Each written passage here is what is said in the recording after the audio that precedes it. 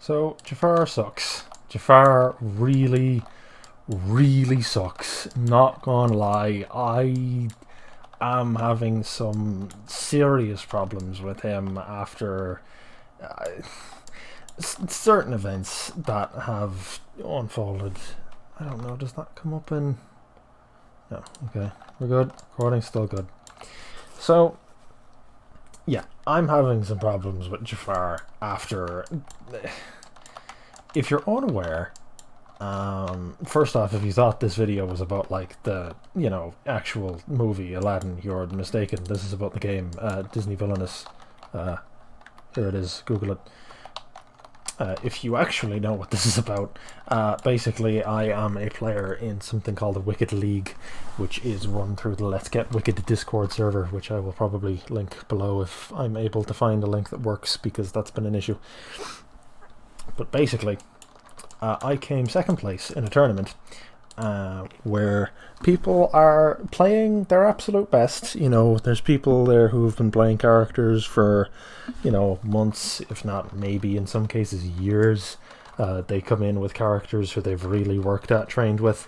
And I picked up Jafar on a whim and used very degenerate fate spam strategies, which is quite looked down upon by some people, and I absolutely destroyed. Jafar destroyed everything in his path. The only reason, well, I don't want to say the only reason, but maybe the only reason I didn't come first was because I didn't play him enough. I played him once per person. I got into the top 4 without using him, and the first player I played against, called Jinx. Jinx was I think coming on a 9-win streak with his Queen of Hearts. This Jafar strategy beat that. Then I went up against a guy called Brian. I don't know what on earth Tabletop is trying to tell me. Do the cards still work? If the cards still work, I can ignore whatever's just happened. Is it my internet? I don't know what has just happened. Anyway, I went up against a guy called Brian Drums. He's Captain Hook. He's been playing Captain Hook a very long time. Loves Captain Hook. Again, Jafar absolutely destroyed him. Like, it was not even close. Same with Jinx. I don't know if I emphasized that. It was not even close. Like, absolute destruction. And then I played against Cincinnatus. Cincinnatus was playing as Maleficent. And again, absolutely destroyed. Brian was commentating on the Cincinnatus match. And in Brian's words, Jafar mowed the lawn. It was pure destruction.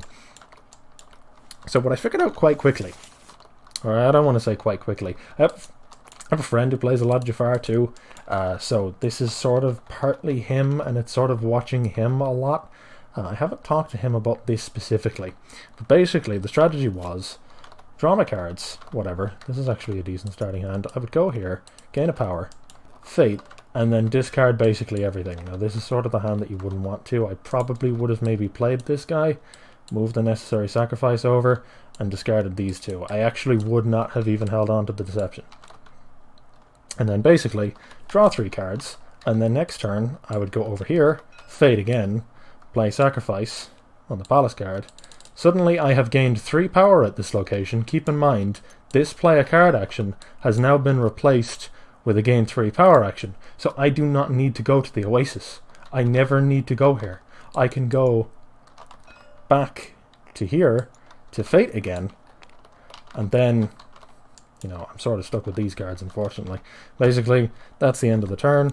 Next turn, so I faded twice, then next turn I go over here, gain 1 power. I actually probably would discard all this, maybe not the hypnotize, just in case, and then you draw again. And then look, if I had played where did Iago go? I don't know, does Iago cost 1? I could have honestly played Iago. Maybe that's a decent strategy to play Iago. But anyway, basically, the only thing... Maybe it's not becoming clear, but the only thing Jafar wants to do is discard. That's the only thing he wants to do until he finds... That was not scripted. Until he finds this. Then once he opens this, he starts playing the game. Now, I actually prefer to wait until I have the lamp as well. Now, I'll keep the pendant just sort of...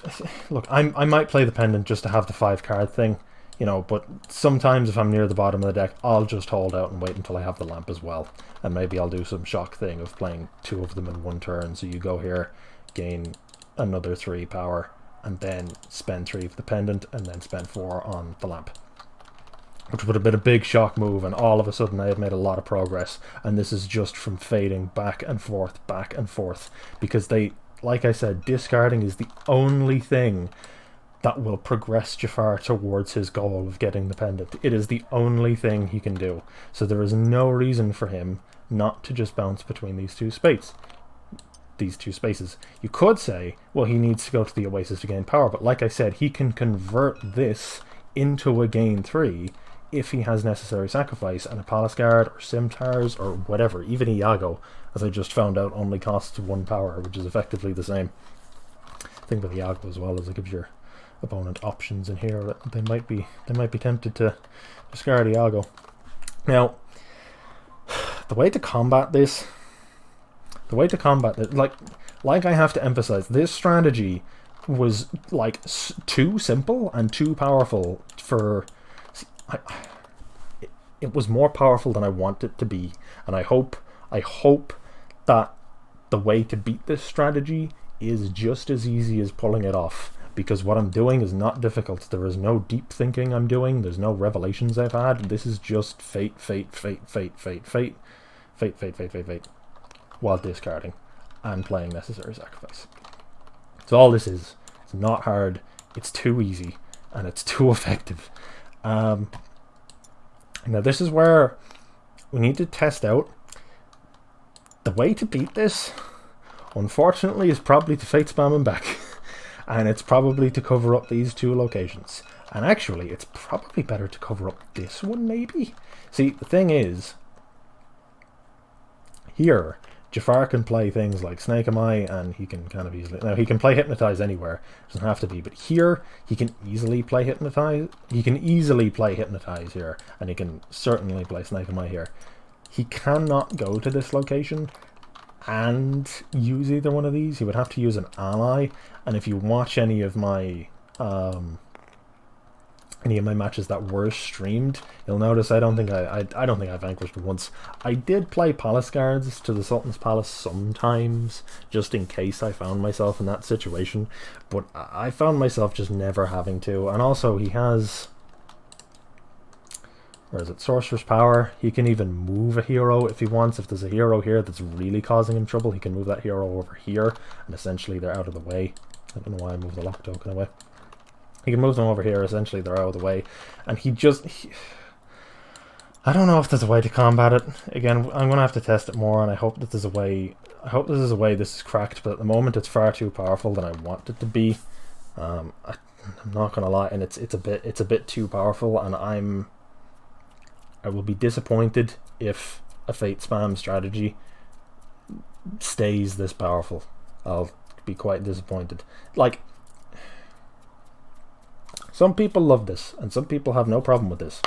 There was 3 very different reactions I got on the night, actually, and actually there's a 4th reaction that unfortunately wasn't streamed. The first match that I tried this strategy against, little did I know how effective it was going to be. It was against Jinx. Me and Jinx actually had a great time. Jinx wasn't taking the fates too hard. I think initially he was, but once he realized that I was making this point of, like, I always sort of thought Jafar was dumb, that he can just fate over and over again.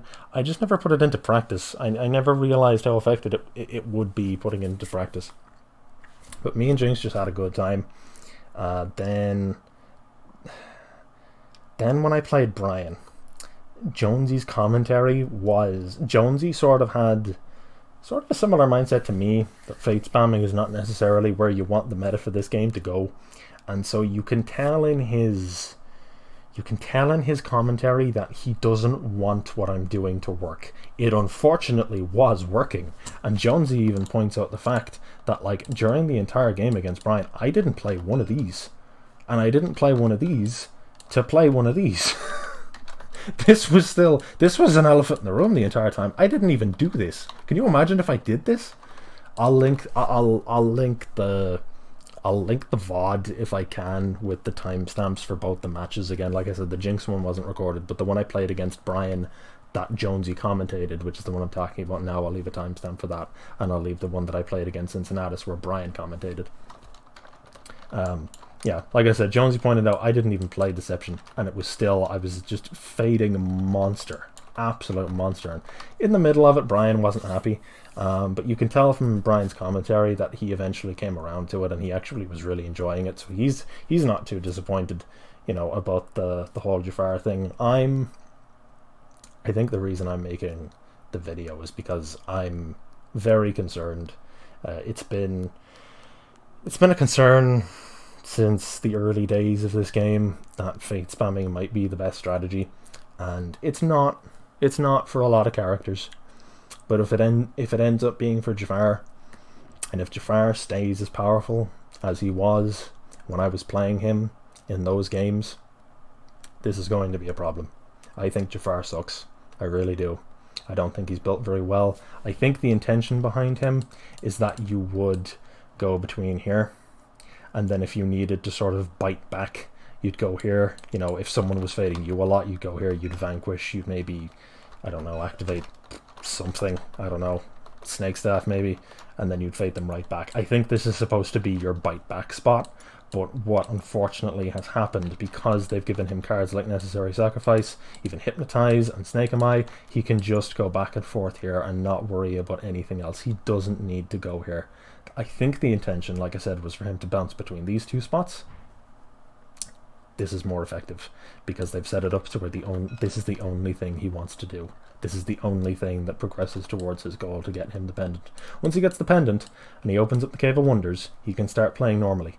But until he gets the pendant, his best strategy is to discard fate, discard fate, discard fate. That is his best strategy. It really is, and it's very concerning to me. Like I said, play tested a bit. Unfortunately, I do think the best strategy right now is to fate spam him back, which also sucks. But if that ends up being effective, if I don't know, see, it still leaves us in a tough spot, and I don't like it. So I'm hoping this somehow grows weaker. I don't see how it can, but do some play testing, have some talks in the Discord, and hopefully Jafar doesn't start slowly destroying this game, because that was concerning. Jafar sucks. Jafar really sucks, and I don't like where he's headed.